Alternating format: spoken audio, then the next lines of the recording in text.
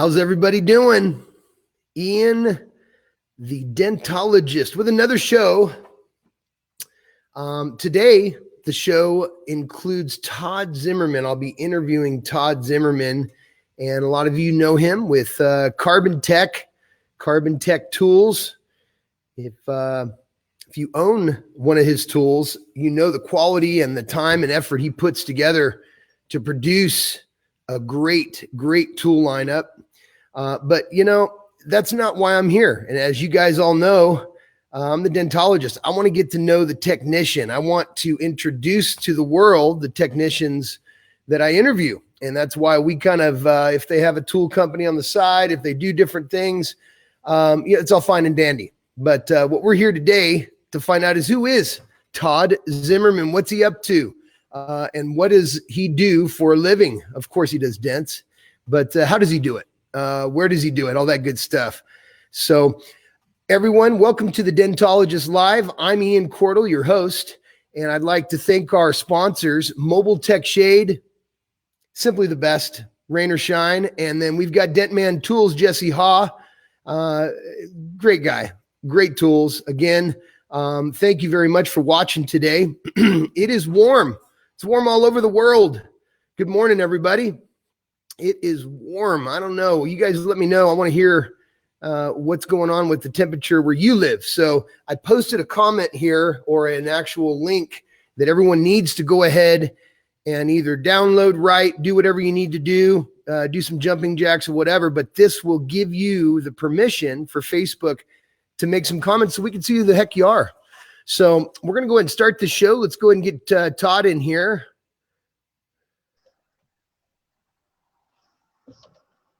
Todd, how the heck are you? Good. How are you? I'm great, man. Thanks for being on the show here today. Yeah, no problem. So what's the weather like? I hear you're out in South Dakota. I am. It's pretty hot up here too. It's been in mid to high 90s the last few days and probably the rest of the week, and a little bit humid. So yeah, I mean, it's not as bad as California's been, but it's definitely hot for up here. Dude, it's I don't know if this is a sign of the times or what, man, but I've never witnessed the temperature like it's been here in California. There's a couple of people making comments here. 82 yesterday, and that's hot for here. Where do you live, Alaska? Because, dude, I'll tell you what, 82 is like a perfect temperature for where I'm from. Yeah. We got, let's see, got a couple other people here. So you are the owner and partner, if I'm not mistaken, of the Dent Shop or Dent Shop. Is that correct? Well, actually, Tim and Paul Cordle are the main owners of Dent Shop. They have two shops in Northern Virginia. We are also partners in this new shop. Me, Tim, Paul, and Keith Hebert are partners in the shop in Rapid City, South Dakota. We're making the permanent location as well. And then I have my own dent shop as well in California, in the same place we manufacture our tools. So got it. What was the decision making? Just a bunch of guys sitting around a table going, "Hey man, let's start up a multi shop organization." Is that kind of what you're doing here with the name and the different locations? Well, so Tim and Paul have established a really good shop there in Northern Virginia, and I just really liked their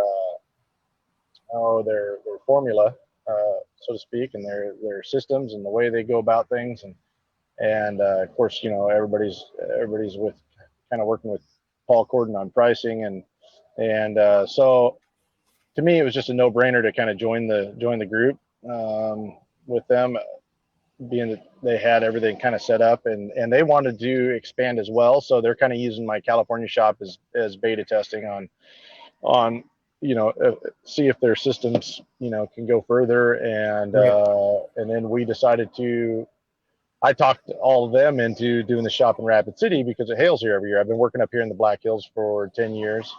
And the guy I work for up here doesn't come into Rapid City, but I've been watching it hail here every single year. And so I said, hey, let's do a shop in Rapid City. And so far since we've been here, it's hailed 14 times. So wow. I think we picked the right spot. That's great, man. Man, that's awesome. Now, You're a dirt biker. You like to ride dirt bikes. Okay. Yep. You were probably one of those guys growing up myself. This is me from the inside looking out. You were one of those guys, one of the buddies that I had that, no matter what, man, it was send it. It was just, let's get it, get that sucker up as high as possible. I've seen some pictures. I was scrolling through, I was trolling your Facebook page there. That's how I got you in the kilt.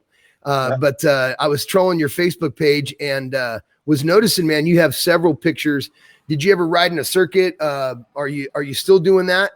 I haven't been riding as much in the last couple of years. But I raced for 7 years when I was younger. From I think it started when I was 15.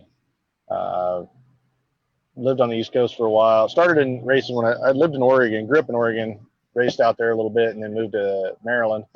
Raced up and down the East Coast for a while, and then came to California, raced for a little while, and then kind of quit for about 20 years. And then my son, I got him into riding, and he wanted to race a little bit, so we raced. And then I decided I was going to race again with him, and I did a couple of years of racing there in California in the last, I don't know, I can't remember the years, but it's just, last few years. Right.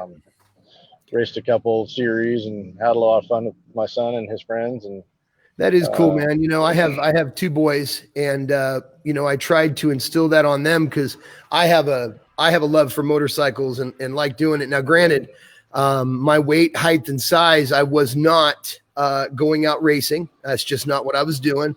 But we definitely always had a hookup for going somewhere and riding. Where every weekend it was about a 45-minute drive, and we had endless dirt to go and turn it up in, which was fun, man. It creates great memories. You get to get out there and sweat a little bit and have some fun on a machine, man, that's putting you on the edge. Hey, Yep.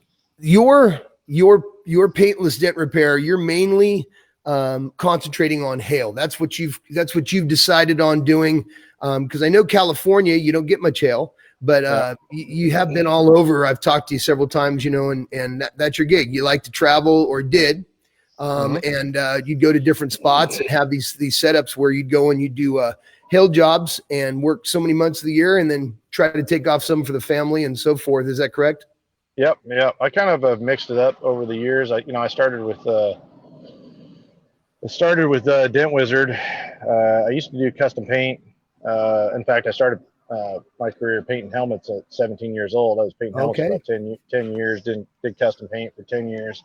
And got into Dent Wizard in 99, graduated like 2 weeks early.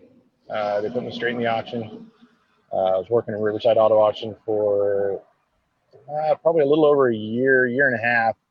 And they started producing too many technicians and putting them in the auction. So it got to where we couldn't really make that much money because there was too many guys to split up the work.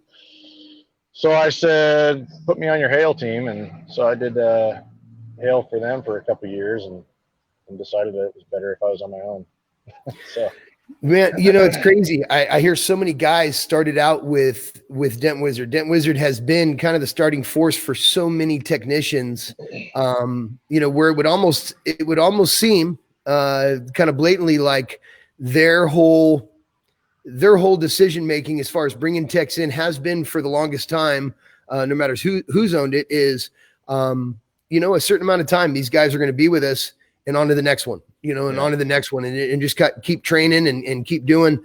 But it has turned out some excellent technicians and some people that have been absolute stars for the industry, with like your tool line and your constant ideas that you're coming up with, man. I know we've talked a couple different times on some stuff, some topics, but it's crazy. I've talked and interviewed quite a few people that have started out with the Dent Wizard. You feel that it really started you off on the right foot? I think so, in a lot of aspects. I mean, their training is so much more extensive than pretty much anything out there. And I think that's probably, I'm not saying all Dent Wizard technicians are the best, but they do spend a lot of time with it. It's 2 months, 6 days a week, 8 hours a day, 6 days a week. And if each week you're tested and each week they cut guys. And so, when it comes down to it, they're able to really focus on the guys that are getting it and doing well, so they can, get the best out of them. And then you're on to a great point, dude. I'm going to bring that up in a minute. That is a great point. Is so many people are trying to get trained. So many people are, they want to get into this business and everything. And it's like, when you look at these major corporations, here they had a NASCAR. Dent Wizard had a NASCAR this year, which it's a lot of money. So that they're doing something right. And I'll tell you, if they're able to pick and choose from guys that they train, let's say if they have 10 guys, they're training them and they only pick 4, then it's not because they were the best dressed. It's because they were the ones that performed. They were the ones that were picking up on what they were saying. And so that doesn't mean that everybody that goes and tries to do paintless dent repair is going to be able to do it. Correct? Right. Exactly. And, the guys that struggle get cut. And so they're not put out into the market, which is good. And then as after I got into the auction, then I was basically for 3 months, I was underneath somebody's wing. I kind of bounced back and forth between different master technicians, and if I had any questions or whatever. And so especially being in the auction where you can go dent after dent after dent, the learning curve was really quick. And then I was, busting those cars out, man. I know all about the auctions. Yeah. And then I was, put onto their hail team and kind of thrown to the wolves there. I was sent to Texas with pretty much no hail tools, no hail light, just whatever tools I had from the auction. And I had to learn pretty quick how to do hail. So, but it wasn't too bad. Once I started getting the right tools and talking to some of the independents, and they were able to kind of steer me in the right direction on tools. Right. Or hey man, in our lives, I know in mine, under pressure, where you got to perform, man, or get the heck out. That's where I've really excelled in my career in paintless dent repair. Yeah. Not so much hail. I usually grimace when I have to do it, or try to overcharge so that I make sure that I'm covered for the extra time I need to take, because I'm not as fast as most of those guys, probably like yourself. I see these guys, John Renstrom and Carl Stuckey and these other guys that are friends of mine. And I'm just, now get me on a side panel, get me on a big dent, and it's a totally different story, man. That's what I've been doing for years. Now, where do you see this business? Do you see your son maybe possibly getting into it? Is he interested in it?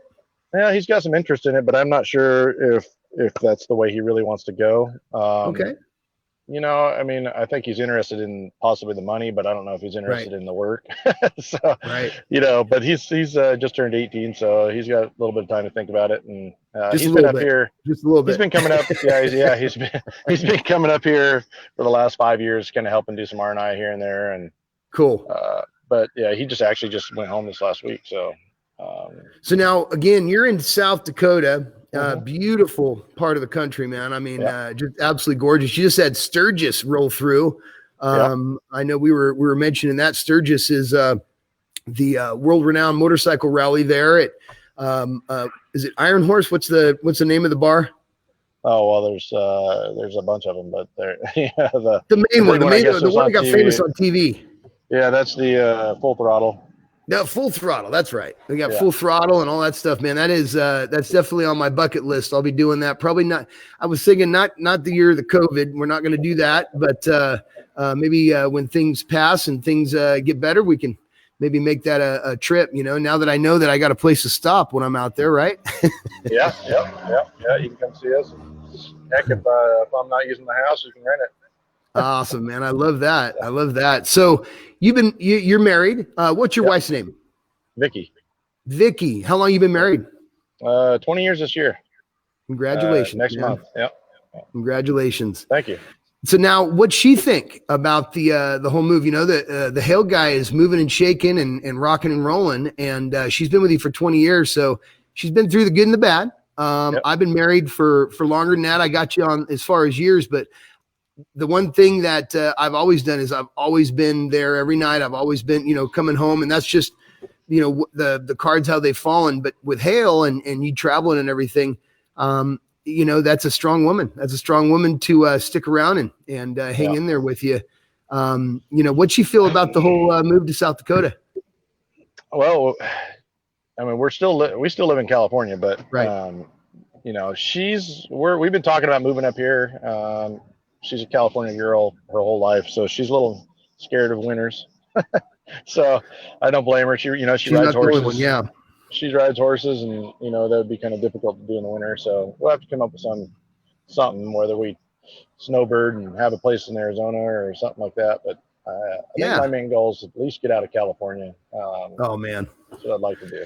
I'm telling you, it's definitely something that's I've been trying to decide why I'm staying here. And then what the decision, the deciding factor is it's I'm always busy. I never have to worry about a car not being here. But it's almost it gets to the point sometimes where it's an overabundance where you're stressed out because you got so much stuff to do and everything else. It's be nice to set the pace.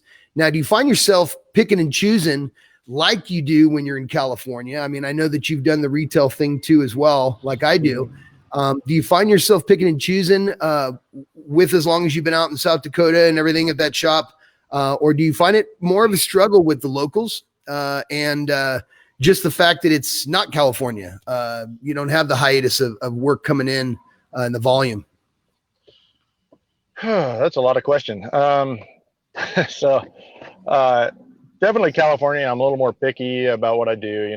I'm kind of following the Paul Corden pricing to where, if it prices out and the customer walks, then they're not my customer. I'm not going to bend over and kill myself just to please a customer, with that. But as far as hail goes, I'm definitely probably a little more lenient on that. Because you got to keep work coming in the door. Sometimes you'll take something that's a little more beat than you should, but overall, by the end of the year, it adds up to a lot of money. So you gotta kind of weigh the options when it comes to cars coming in. And to me, if you're not busy or super busy, you'll take the work.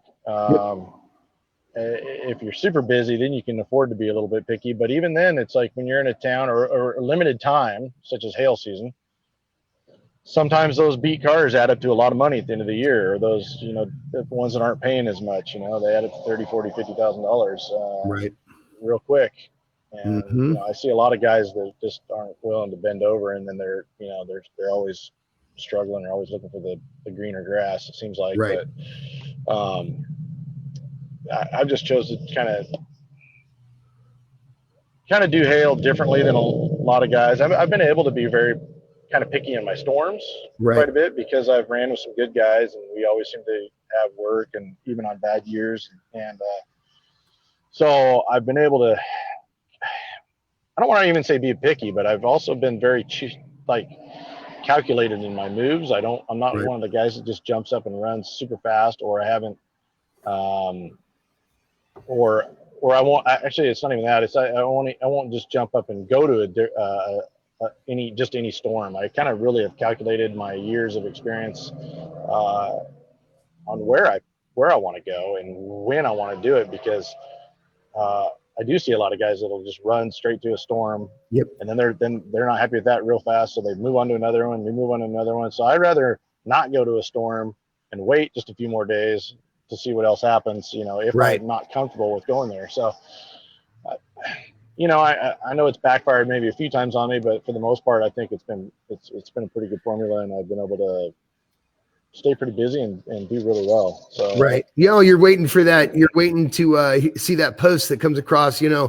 Oh man, this stuff is beat. There's no way to do this. And then you make a phone call and you go, hey, is it really? No, dude, it's actually gravy. It's gravy. No, I don't. It doesn't really go that way so much. I mean, I don't even really. I mean, you're always going to see the beat cars at first when the storm hits. Always. That's the first pictures that pop up of the beat cars. But there's thousands of good cars. So you got to just kind of, a lot of it is how many Dent guys are going to that town. That makes a big difference for me. I don't want to be,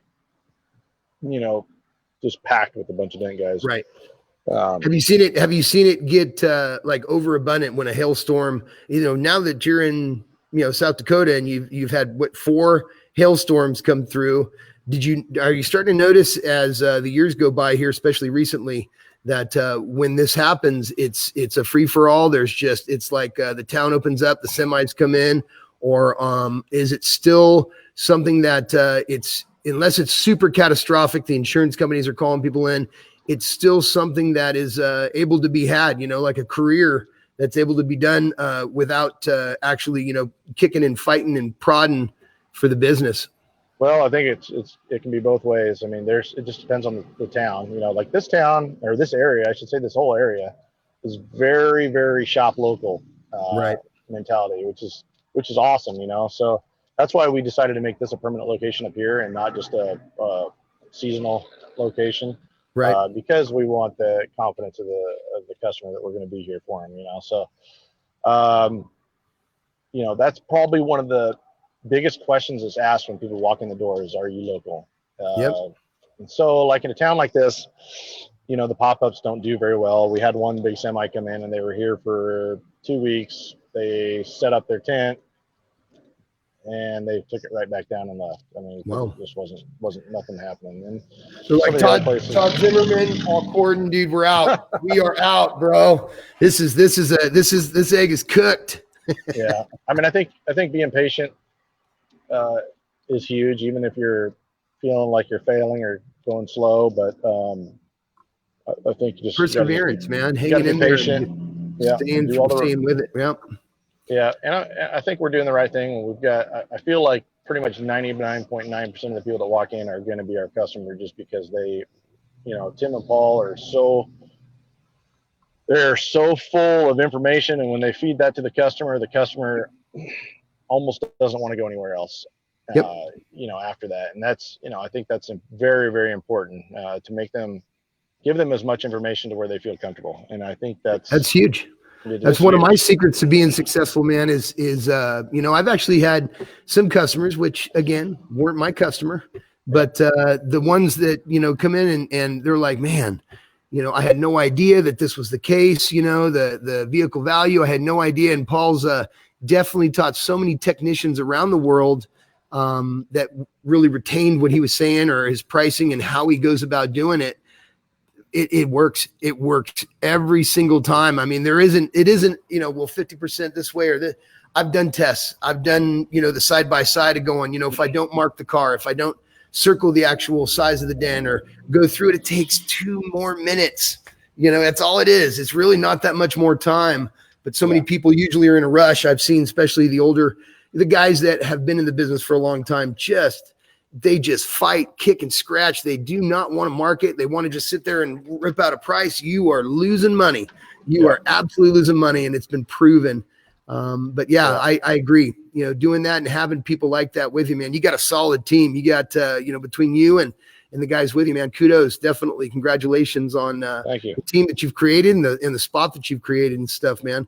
What would you say to the new guy coming up in paintless dent repair here today in 2020? My opinion, and I've had this opinion for a while, is the hail trail is almost a zero spot for a new guy. I mean, I think if you haven't had roots established in the hail industry, you're going to get ran over and you're going to be broke every year.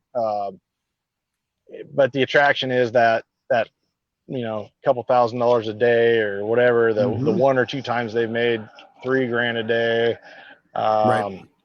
That is the attraction. It's a game. It's gambling. I've always said it's like gambling. You can be down, and then you get that one good storm, you're back up, and you're not going to quit, and you're going to keep going. But that's good. That's good talk right there. I think that's the truth. It's absolutely detrimental for a new guy to get into it, because I just don't think, unless you have to be a special person, I think, to really make it as a new guy. I mean, there's places for you to work, but man, if you're not making $3,000 a day plus on the hail road, you're not. I mean, it's going to be tough to make it. I mean, it is really, unless and if you're not doing it for 6 to 8 solid months versus, I made $3,000 this month, but a day this month, but next month I'm making 800. It ain't gonna work. You got to average $3,000 a day to really do good. 2,500 you can probably do, but when you start adding in travel expenses and all that stuff and taxes, and it's because there's other things involved. There's bills. There's cost of living. There's food. There's all kinds of stuff that people don't take into consideration. Especially I had somebody here ask, do us Cali guys have a secret handshake? And of course, but we would tell you, but it's secret. Yeah, We can't know about that. Hey man, I think that the new PDR guys coming up, it's exactly that. There's so many guys that are graduating from the dealerships, that are graduating from the auctions, that are coming away. And these people, I mean, I'll be honest with you, what they do have or what they do see is just junk. It's horrible work and they are okay with it. So I think the avenue of coming in is still available for the technician if you can find or get your foot into, because a lot of times it's not what you know, it's who you know. I mean, that's that's a way of life. Looks like I lost him there for a second, but yeah, that way of life of who you know, not, or excuse me, yeah, who you know, not what you know, sometimes get you the account or will feed you and your family. So, and that's saying for the new tech that's just coming in. Now, I've lost Todd's picture here. Todd, are you still there? So we'll see if we can get him back on. But, coming into hail and stuff like that, I've done it once or twice. And it was mainly for a learning experience. And I'll tell you, I give kudos to the guys that do hail all the time. I got one coming in here next week. And it's a pretty good sized job. Nothing like I see or have seen showing up to these these storms, man. Nothing like that. Or I probably wouldn't have taken it on. I've got so much other work going on. But anyways, you know what? I don't think Todd is going to make it back. So we're either having an issue with his computer, my computer, or something. But you know what? The show's almost over, so we're going to go ahead and we'll just make this work here. So let's see here. There I am. Now I'm full screen. Well, everyone, thank you so much for watching. I know Todd, he's probably got to get back to work himself, but that's Todd Zimmerman, and it's Dent Shop, and he's working there in South Dakota. So he's also got his locations there in California, in Southern Cali, and been doing it for a while. Been doing the hail thing, and granted, he does it all. He does the retail, the hail, and stuff like that. But joining up, I think, with Paul and the guys that he's with, that's a force to be reckoned with for sure. So, here we go. We're going to get him in here. He's having an issue. So, hey, we're going to end the show like this. I'm Ian. I'm the dentologist, and I appreciate you watching my show today. I appreciate Todd coming on board and being interviewed. If you have some questions, you want to let the dent world know about you, get a hold of me. You can get a hold of me as the Dentologist on Facebook, Instagram, so on and so forth. But get a hold of me. We'll interview you. We'll let the world know who the heck you are. I'll ask you some questions. I'll put out a funny video on you, and we'll have some fun. So again, thank you for joining. I'd like to thank our sponsors, Mobile Tech Shade, Rain or Shine, simply the best, mobile suction cup extendable umbrella system, and then Dentman Tools. Jesse has put forth a lot of great tools, from carbon fiber tools to regular hand tools and different whale tails and such. Dentman Tools. Everyone, with that, I'm going to go ahead and end the show. And I appreciate you coming on board and watching us this morning. Next week at 7:30 a.m. on Tuesday, Pacific Standard Time, we will be back. I will be back with another person. I don't know who, but we're going to figure it out. Until then, have a great week. Keep pushing, and I will talk to everyone then. Bye-bye.